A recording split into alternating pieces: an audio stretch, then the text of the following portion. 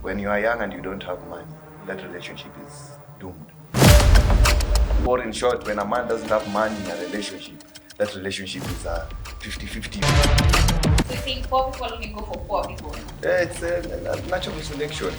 Poor people will always vibrate towards poor people. Yeah, and rich people are going to vibrate towards the rich people. Okay. Because even where they meet, where do these people meet?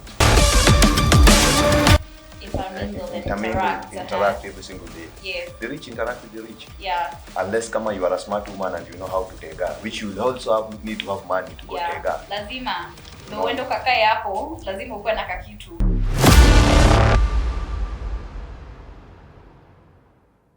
Hello beautiful people, I am your host Robbie Johnson and welcome to your favorite show, It's Giving Love, where we talk about love, relationship, all the good things and the bad things about it. And today I am graced by my amazing Dr. Love.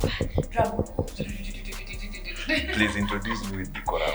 Tom, go! You have to start, ladies and gentlemen, introducing the one and only, the evergreen, the flamboyant. When we used to go to drama festival, introducing. Yes, if you introduce me like that, it's boosts my ego. Yes, I'm a man with ego. Yes. It's clear. I think people have noticed that already. Talking about ego, how is your ego going? Has it been boosted? Ama ego yako bado iko chini? It's been a minute, you know. I haven't seen you for like a week on something. Yes, we had a short break, guys, but now we are back, and we're back with banger, right? We're here having so much energy, so much love, so much hot tea for you guys, you know? So me, personally, my ego is always there. Which means your pocket is heavier now. Only ego, let me tell you, a person's ego can only be boosted by money. If the money is not there, my friend, you have no ego at all. That's true. And there's no ego, there's nothing ego has to do with you. Yeah. If you have no money. But do you know something else that can boost your ego? No. Love. Kupendo vizuri. Acha nikwambie maskini akipendo vizuri atatoka hapo atatoka kwa nyumba na psych. All the energy he needs for that day. Ndio maana vile umesema maskini akipendwa. Ndio, it's an example. Ama tajiri akipendwa. Hii kitu nataka kuuliza wasee. Do you believe a poor person can be loved? Yes, why not? A poor person can only be loved with a poor person. Only a poor person can love a poor person. Not okay. Kuna different dynamics, by the way. Kuna some people who come acha nikuulize in terms of, okay, let's switch it up in the men. Some men are usually rich, yeah? They don't go for rich women. No, some of them go for poor women. But now when you switch it, sasa hapo ndo ngori inaingia kidogo. Hapo ndo kuna kizungumkuti. Yes, it's hard for a woman to go for a broke guy, but it happens. Why? It happens. Why do women not go for broke men, but rich men go for broke ladies? Why? Because we want the best for ourselves. So men don't want the best for themselves. Unajua mwanaume akichukua mwanamke anajua anaweza mtunza. If you approach a woman, you already know that you can take care of that woman. And if a man approaches a woman, can that woman also take care of him too? Definitely, women nowadays are taking care of men. And that brings us to our topic of the day: money and relationships. Yes.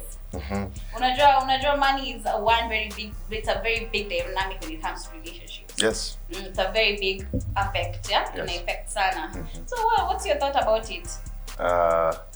What's the question exactly? Ask me a question. My question is, do you think money affects relationships? That's my first question. Money affects life in general. Yes. So when we narrow it down to a relationship, I think money should be a number one factor to be considered when entering in any relationship or any deal. Because to me, a relationship is like a deal.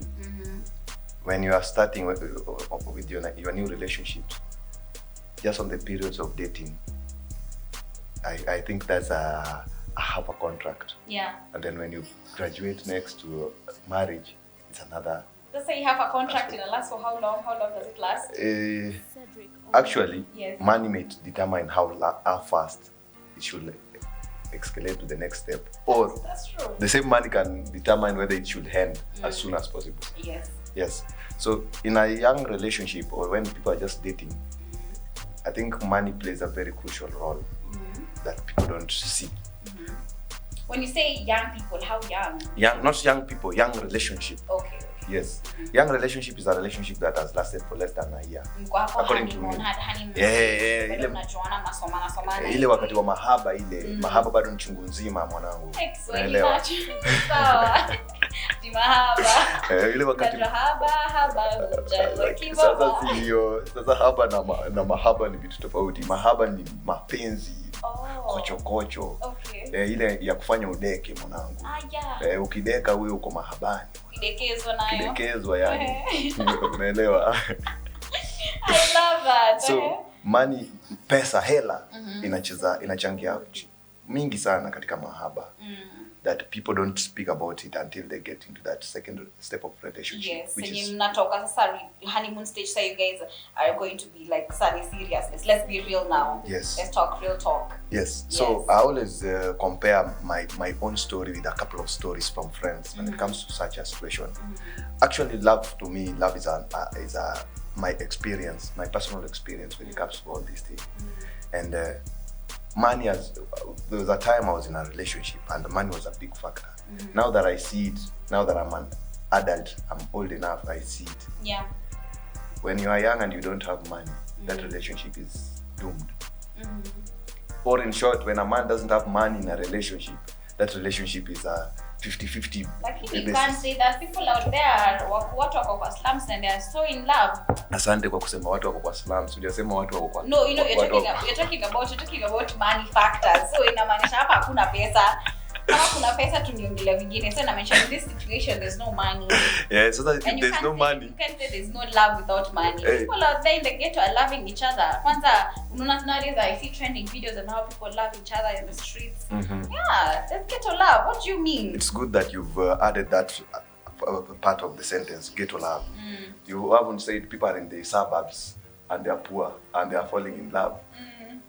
You have categorically named a ghetto. Yeah.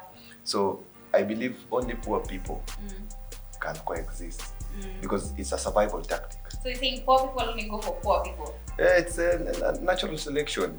Poor people will always vibrate towards poor people. Yeah, and rich people are going to vibrate towards rich people. Okay. Because even where they meet, where do these people meet? Where do they intermingle and interact every single day? Yes. The rich interact with the rich. Yeah. Unless kama you are a smart woman and you know how to tega, which you will also need to have money to go tega. Lazima. Ndio uende kakae hapo, lazima uwe na kakitu, lazima uspend. Yeah, so money plays a very crucial role when both sides. When a woman has it and when a woman doesn't have it, and when a man has it and when a man doesn't have it. So it plays out when the relationship is still young. Ile time you're dating, it's good for a man to have money. Yeah. Ile time yenye mmeanza tu kudate. Senye unamkot. Yes. Biscuit. Yeah, it doesn't it need to be millions and billions. Just enough. Yeah, just enough to make them feel loved. No, not enough to spoil the woman. Not enough to spoil the woman. Yeah. Because a woman is like a thirst you'll never quench. A woman's need is like a thirst you'll never quench. What do you mean by that? Women never get satisfied, whether you buy them a whole world. I believe that's everyone. That's humans. You never get satisfied. When you accomplish a goal, you go to another goal. Yeah, but unataka ingine, hata wanaume. Yes, but that. Now we are talking. We've brought it so small to a relationship, not life in general. We are categorically talking about a relationship. There are no women out there who settle. Women settle. Yes, of course, women settle. Yeah, they settle. Women settle. I don't deny that fact. I don't deny that fact. But at the end of the day, I see it on a broader aspect. Explain to us. So when a man has no money and is indulging himself in a relationship, even the level of his confidence is already tampered with. Yeah. You can't be confident enough to approach this beautiful young lady when you don't have money. Because when you are broke, let me tell you, when a man is broke, even he doesn't believe in himself. Yeah. And any woman you see is above your pay grade. Yeah. Which means if a man approaches a woman when he's broke, will approach a woman that is low beyond. I believe there's a men out there who are confident enough. Me personally, me approach na mtu go like, seriously, unaona tunaweza, ako like naweza, madam kinipea naweza. kuna kujichocha ya mwanaume, kujichocha ya kujipiga kifua. Kujipiga kifua. But kuna yenye you don't need kujipiga kifua, consult. That money you have will do that for you. Will boost that confidence without you even knowing. You see? Yeah. So there are two people. Yeah. A man who has money and a man who is just confident without money. Yeah. A man who is confident without money, whenever he approaches you, he only needs two things. He needs to explore. Ni ile tu kujaribu. Anajaribu. Katakubali. Na wewe ukiingia kwa hiyo trap pia kama una do, hauwezi last. Kama uko na do, pia hauwezi last. Uta spend for a short period of time. Jumademo anapendanga kucomplain wakisha spend. Sema hizi spend too wait and spend too vile men always spend on women. Yeah. We're really insecure about our money. Yes. We're very insecure about it. Unaona? And I believe when a woman starts spending on you as a man, that woman is either two things has happened. She really loves you that much, or you are manipulating her. You umemkalia, and she doesn't know how to say no to you. Those two things. Yes, that's manipulation. Of course, you are manipulating her through getting her digmatized. Yeah. You know? But men are always there to support women every single day. Every single day. So my question to you guys, do you believe that a woman should support a man or cater? Unajua zile when a man comes approaches you now for like, hi babe, do you mind giving me like 5,000 or 500, like really petty cash, 500, 200 to me? And personally, as I speak to me, a man who I'm interested in, actually generally a man who borrows me money, it gives me an ick. A man who borrows you money turns you off, turns you off. 1,000%. Okay. But every time I can't help myself, by the way. Iko tu ndani yangu. I'll be like cringing like every time, because to me I don't find it attractive. Okay, I prefer usiniombe petty cash. Umepitia familia yako wote, marafiki wako wote, unajua before you come to a lady kumwomba pesa. Kwanza siku hizo napenda kuomba pesa sana. Actually naomba kuliko hata wanawake. Yes, because with the amount of men who have borrowed me money hata more for women. Personally hata mimi mwenyewe ni rare sana nikiomba pesa unless I'm really in a bad place, you know? Cedric, chika hii. Ongea naye. Ongea naye. So, Dragot ongea naye. So personally, me it gives me an ick. But I'm okay if you borrow me money once in a while and it's like really an emergency. Like it's really an emergency and then you borrow me money, I'll be like, okay, so I'll be considerate to give it to you. But this petty cash class, today na 200, today na 5,000, today na 10,000, to me it's an ick. What do you think about it? That's just my personal opinion. Some girls maybe out there, you are okay catering to your men. Actually, si hata anakuomba na wanarudisha baby, hata anarudisha by jioni. But personally to me that's a turn off. I don't know what about you. You guys can comment down below and tell me if. Let me shoot a question back to you. Yes. Do you feel like a man giving a woman money is not a turn off? A man? Pardon? You've said a woman giving a man money is a turn off to you. When a man asks you for money, it's a turn off to you. Yes. So do you think the situation is vice versa? It depends on the man, because men are born generally to be providers. If you find something that you love, you will want to provide.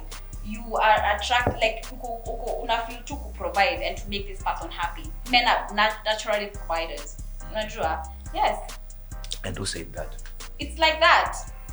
Who said? Something user who said. It's the universe. That's how things work. I think we are in a modern world. I think men are providers when you are hunter-gatherers people. No. Let me explain. Yes, it's okay. You talk about yourself. It's okay. Let me explain to the people, the new world people. Alright. The new world people, women have been programmed to be feminists so much to an extent they say what a man can do. A woman can do better. Then why this situation it doesn't apply? It's still even true no to by the way. Me personally, that's how I feel. So let me tell you. The world is changing so much. And, let me tell you something. I feel the only place a man feels an ick is when a woman borrows them money. like maybe some of them, not all of them, unajua kuna wengine wako very happy kwa pesa by the way, because kuna in abundance and they want to make their shore happy. Kwani if you also spoil your women. See, there are also women who have it in abundance and they want to spoil their it's boys. Fine. It's maybe I was talking about my perspective. Of course kuna women who are okay in giving out money. It's fine. But pass on that. Okay. Mimi na believe what was I saying? Now, because you've forgotten what you were saying, yes. Let me correctify you. Money factor, I don't think it should be one way. The way women has always put it. Because we are living in a world where women are even earning more than men right now. Yes, I agree. And women, the fact that women are earning more than men, women are a little bit empowered than men. Yeah. Like if you see women's stuff, if you see most of women's stuff is always cheaper. So unatukatia ama? Iko sawa, si tunaendelea tu. Si mambo inaendelea tu. Mambo inaendelea. Nateseka. Msijali, the producer is always coming inside to help her. She's a mshamba. So we are talking to the same inside kuangalia. Uno. Aya, sawa. Straight to my face. Okay, so what are you saying? Before I was rudely interrupted. Yes, I don't even remember what I was saying. Come on, he called me Cedric. Say hi to Cedric. He's the man behind the camera. And I'm just making this happen and work. Unaona pesa. Dunia ina change so mbio sana. Na mademu wanakuwa empowered more than men. I feel like in the past few decades, women have been empowered so fast than men. It will get to a time where women will be more powerful than men. If we are not careful as men. You think it's gonna reach there? If we are not careful. If we are not careful as men. But if we are careful, of course, it won't reach there. The reason why I'm telling you if we are not careful is because most empowerment has been channeled towards women. There's no empowerment towards men so much. And they still it's okay, and still, you guys have been shining for the and still, yes, it's your time to shine. Yeah, and still, this malnourished gender is still considered as the providers. You see, so which means you will always provide while the women are being empowered. You provide while the women are being empowered each and every single day, and before you know it, your woman will be the king. And you will be the queen. And we all know what happens when the woman is the king of the house. Yeah. You see? Of course. And this is evident enough. I don't know whether during the corona period you are old enough to understand things. What do you mean, bro? Let me tell you. Maybe you are old enough not to understand things.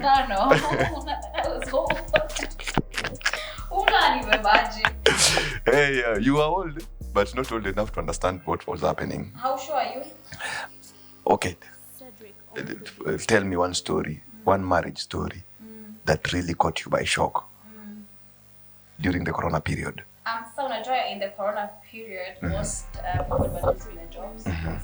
So now the provider is back in the house. He's back in the house, hakuna pesa hata, rent inahitajika, chakula lazima ikule. Hizi chakula za watoto lazima zibaiwe. Of course that brings mvutano, no? So of course if people end up fighting, the relationship anaanza fight with your woman because the woman is like, you need to provide. Unless at the end of the day, that can pay the woman that you're having. I'm at the person who you're with. Kuna mwenye considerate, kuna mwenye considerate. Your phone has a Google. Yes. I want you to Google how many divorces happened during the corona period. I'm sure it's a lot. And I want you to Google, ask it this way. Why did most couples break up during the corona period? Because of money. Thank you. Yes.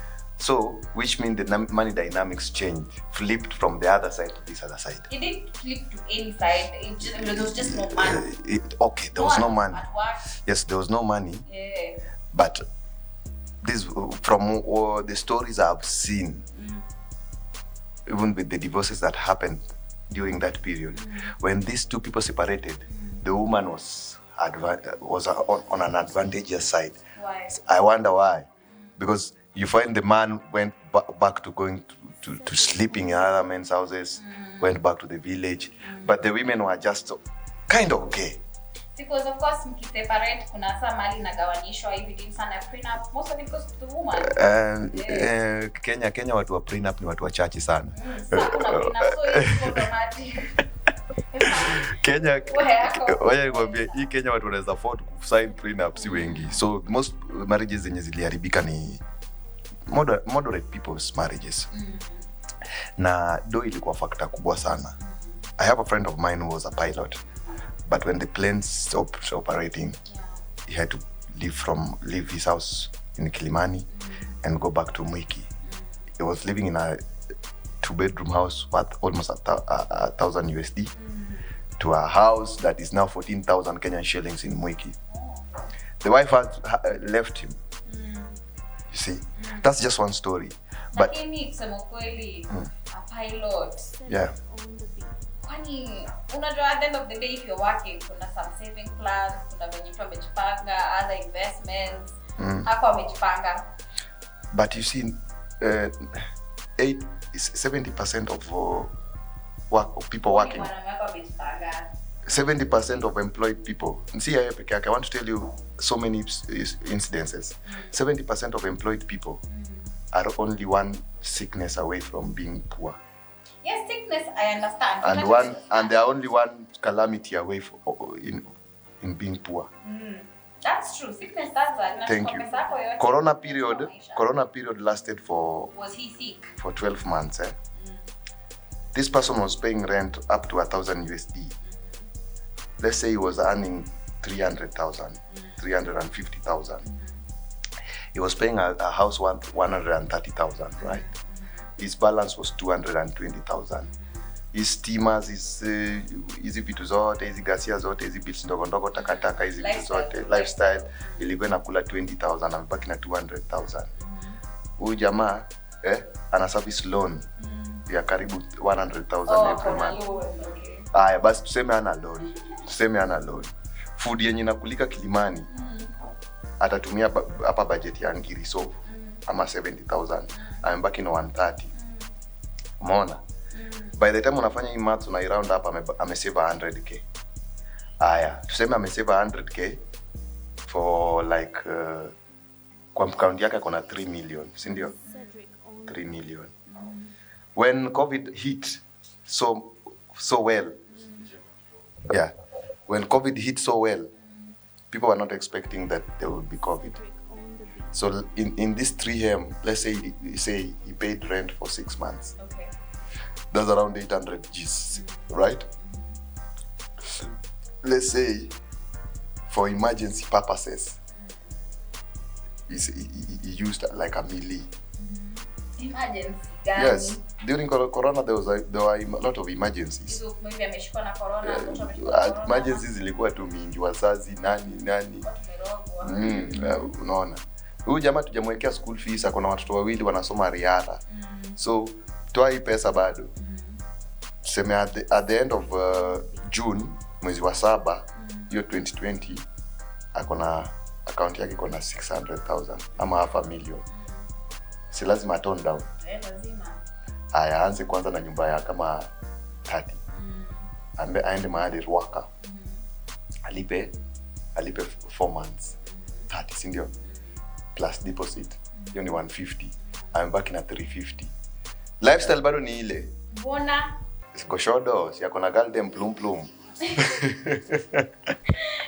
Disappointed. That's where he went wrong, man. So by the time this guy was hitting rock bottom, the wife had already moved out. So he had to go on survival mode. And remember, when you're a pilot and you don't foresee a calamity, you live that lifestyle. By the time he was going back to Mwiki, even the kind of friends had changed. Yeah. Unaona? Yeah. So money is a very crucial point when it comes to a relationship. That's just one situation. Another situation of mine, there's this guy of mine called Jakababa. That sounds familiar. Jakababa used to make a lot of money.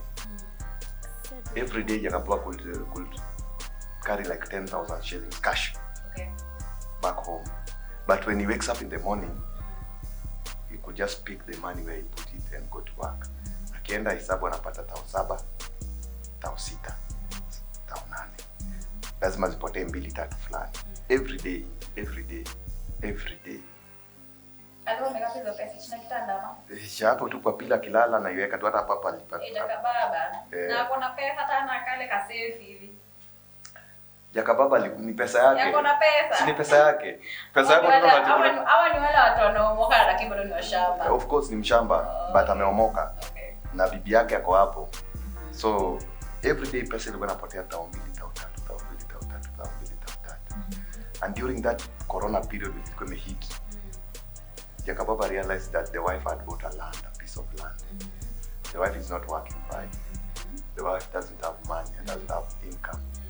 But amenunua land time ya Corona. This created a very big feud. By the time 2022 was coming, after Corona, they ended up divorcing. Complaints ni pesa zake zilikuwa zinapotea over this period of time.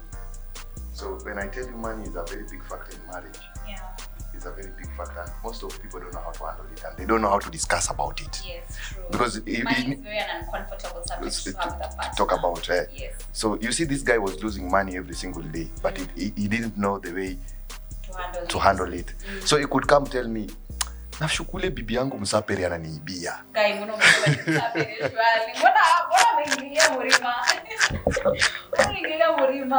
Na yule bibi yangu msaperi ananiibia. Aki got emphasize.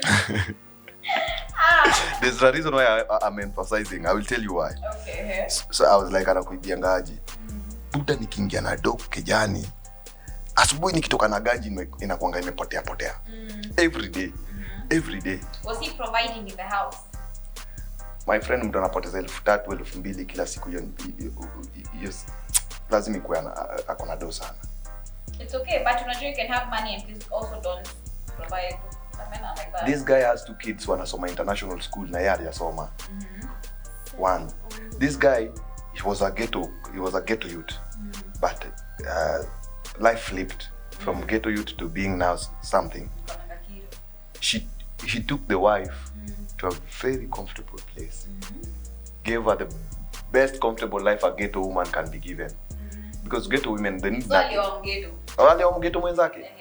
All habits. Unaona? Nimekuambia maskini hata watu maskini mwenzake. Wapi? Maskini hata watu maskini mwenzake. Men when they have money they tend to upgrade. Yes, but wakionyesha wapi? Maskini hata watu maskini mwenzake. Uta upgrade tu kama umeshaiona kitu different. Kama hujaona kitu different. Kila mtu anaona kitu different. Watu waoni. Watu wanaona kitu different. So, let me continue the story. So Jakababa walitoka ghetto na Galdem. Wameomoka tu vizuri. Galdem ni housewife. Okay. Ndema Jakababa ni Mungu amemsaidia kaomoka. CPA ni mjanja. Is a just class 3 dropout. Okay. So the wife is kind of the same. Okay. So these 2 illiterate people gets money. So the husband comes back home every single day. He was doing a gig that could give him a ton of cash, like 10 cash every day. 10 what? 10,000 shillings cash every day. Hiyo ni cash. Okay. But kuna pesa inaingia kwa account. Unaona? So every day angepatia huyo bibi. Every day angepatia huyo bibi tao moja. Kila kitu iko kwa nyumba. Kila kitu iko kwa nyumba. Alikuwa anafanya shopping every month, shopping ya maajabu ya mgeto hajaifanya. Ile we have it, now we have it. So let's do this. Una get? Anapatia huyo dem tao every day. Tao. Yeah. Aya. Every week anapatia huyo dem tao 4 ya kwenda kushughulika tu. Kama Jakababa ukujo nioe. Every week anampatia bob 4. Okay. Every week. At the end of the month, shopping. Shopping si chini ya 15,000. Okay. So in short, huyu dem hakuna kitu anafanya ile tao. Hakuna kitu anafanya ile tao. Nadia kona extra. Na akona tao 4. Na akona pesa yao chuna every day. So ilishinda huyu jamaa kusema kuambia wife mbona yeye uchuna do for like 2 years. mpaka ikakuwa ile kidonda ikakuwa too big. 2 years. 2 years plus. Hiyo kidonda ikakuwa too big. So every day alikuwa na complain ule bibi yangu msapere anibia. Ule bibi yangu msapere anibia every day. So huyo dem ikafika point akaanza sasa kumpiga bill. Bill yani? Si bill tu babe. Nilikuwa nataka 7,000 fulani. Allowance, girlfriend allowance. Si girlfriend. Ni mgeto. So anajua kuitisha do. Mimi nataka do, nataka kwenda kununua mchele, mwea. Naanze kuuza, nimechoka kwa idol kejani. Ama mimi nataka kufanya kitu. Unaona? And that's okay. Bwana pia ni ako na do. Na hiyo do yake ni mingi. Ameshika. Patiwa. So sasa bibi yake alianza biz ama hakuwa na biz? Alianza biz. Maybe your business ilimsaidia huko kuongeza hiyo pesa. Hiyo ni baadaye sasa. Hiyo ni baadaye after COVID. Hiyo ni baadaye. So hii kitu ikaendelea. Ikafika point ya kababa alikuwa anaenda majuu. Anaenda majuu for a few months. Aka withdraw 300,000. Akaeka mahali kejani. Sasa. Kama leo na baba. Leo ni wapi? Leo. Sasa Jakababa alimshika na kumshika at the same time. Jakababa asubuhi kuamka alikuwa anaenda airport nini akachukua do akuzihesabu. Sasa pale kwa ndege anahesabu apati less na 40,000. Mgalde mameenda na 40. Mude matari. Na sasa ikakuwa sasa vita. So walikuwa wanapigana sana. Wanapigana. But can I tell you the truth? Nikwambie tu before tuendelee na historia yako. Choose the people that you marry. Ni mtu wao mmoja. Ukiwa muizi. Nikuulize, huyu jamaa mliasol na yeye. Mkiwa maskini hakuwa na ya kuiba. Uko sure? Hakuwa na ya kuiba. Unajua ukikuwa pamoja na mtu wako unajua character yake. Unajua mtu wako. I think money unlocks a character in people that you can never read when they don't have money. That's true. Unaona? So the broke you is different from the rich you.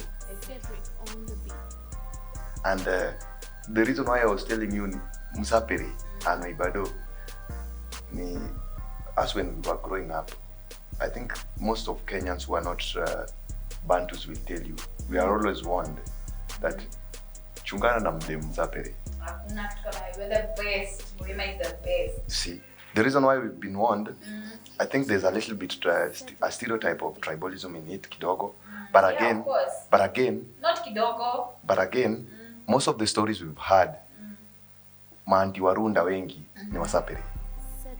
What do you mean? See what cool babes know how to look for a rich man. When I say anti warunda, ni a widow. Oh, okay. Or a divorcee. Unaona? And if you follow a trail of how they got their wealth or how they became to be aunties Waharia, someone must have died in between. Murima babes are killing their husband. No, I'm not saying it's something that is in the public domain. It's something that is in the public domain. People die every single day. Yes, people die every single day, but it's like a pattern we've been seeing, and it's something that I know you. So you want to say only Murima babes are widows? I'm not saying. That's why I've started by saying it's a stereotype. That Murima babes, when they fika a certain level, kuna mtu lazima kule pamba. Guys. Kuna mtu lazima ume pamba. Yeah. What do you mean? It's something. I totally do not agree with that. People die every single day. Yes, people die every single day. But now do your research. A little research. You listen. These stories have been there in the public domain. With every news, other culture. In news. With every other tribe too. Yes, I don't deny. Hey. I don't deny. So not kusema Murima babes the most. Hao ndo wananyongana. Yes. Wakibishana kwa septic tank. You know. The good thing is that you know. Hapana. So because of that one story No, not one. No, not one. We can mention a couple of them. Hapana, people. We can mention like 10 or 20. You see? That's a stereotype that has been put in us. More so when you come from the slums, when you come from the ghettos is always separated into tribal cocoons. And when you bring a lady home to your mom, she first asks, na sasa wewe ni wa wapi? When the lady says, mimi ni wa Nyeri ama Murang'a, our moms don't talk. They say, okay. Maybe that's tribal. Okay, I think Kenyans, we are all tribal at some point. Yes, that's why I'm telling you, it's a stereotype. Yes, it's a stereotype. I agree. But if you see the ghettos where I come from, most women who are rich, who are empowered, are Kikuyus. Because Kikuyus know how to grind. They know how to hustle. That's what we're about. I know. So because we do what we do best. So I know. I know.